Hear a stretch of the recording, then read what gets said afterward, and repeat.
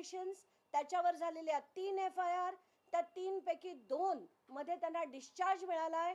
आणि एवढंच नाही तर त्याच्यातल्या महाराष्ट्र सदन स्कॅमवर मी स्वतः रिव्ह्यू पिटिशन मुंबई हायकोर्टात गेले 2.5 ते 3 वर्ष मी लढतीये, ते सुद्धा पेंडिंग आहे.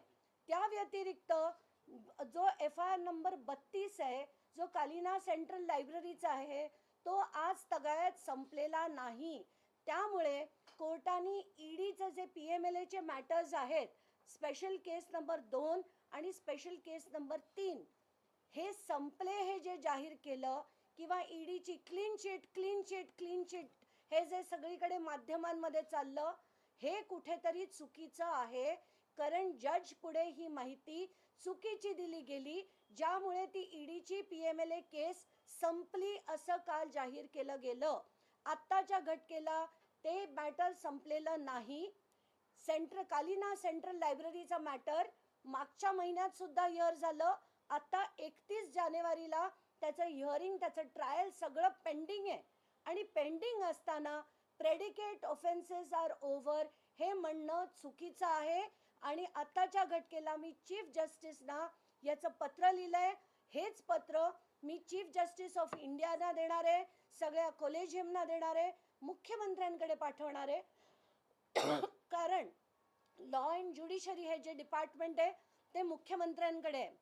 आत्ताच्या घटकेला मला तुम्हाला इतरही माहिती द्यायची आहे की त्यांच्या विरुद्ध आम्ही काय काय लढलो. त्यांच्या विरुद्ध एकतर मी 2653 कोटीची डिसप्रपोर्शनेट ॲसेट्सची केस केली. हे सुद्धा मी ॲफिडेव्हिटद्वारे माझ्या PIL मध्ये मांडलं होतं. त्याची सुद्धा चौकशी पेंडिंग आहे. या व्यतिरिक्त पूर्ण देशभरात बेनामी ट्रान्झॅक्शन प्रोहिबिशन ॲक्ट ही जेव्हा आली, तेव्हा बेनामी ट्रान्झॅक्शन प्रोहिबिशन ॲक्ट खाली पहिली कंप्लेंट केली होती, ती मी केली होती 2 गोष्टींविरुद्ध.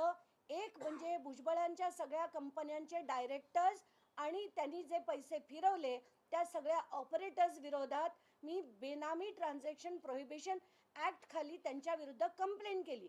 आता त्याच्यात काय झालं होतं की ह्या कंप्लेंटमध्ये एक सुप्रीम कोर्टाची गणपती डीलकॉमची एक केस होती, ज्याच्यात एक ऑर्डर आल्यामुळे ही केस सुद्धा संपवली गेली होती. पण ती गणपती डीलकॉमची सुप्रीम कोर्टाची केस परत रिव्ह्यूमध्ये गेली आणि त्याची ऑर्डर कम्प्लिटली उलटी आली. म्हणून एप्रिल 2025ला मी पुन्हा एकदा बेनामी ट्रान्झॅक्शन प्रोहिबिशन ॲक्ट खाली कारवाई व्हावी, जप्ती जशीच्या तशी ठेवावी सगळ्या प्रॉपर्टीजवर. ह्याच्यासाठी मी एप्रिल 25 मध्ये IT डिपार्टमेंटला तसं पत्र दिलं. त्याच्यावर कारवाई सुरू झाली. ती कारवाई सुद्धा पॅरलली चालू आहे. आणि हे सगळे ऑफेन्सेस आहेत ते सगळे एकात एक आहेत.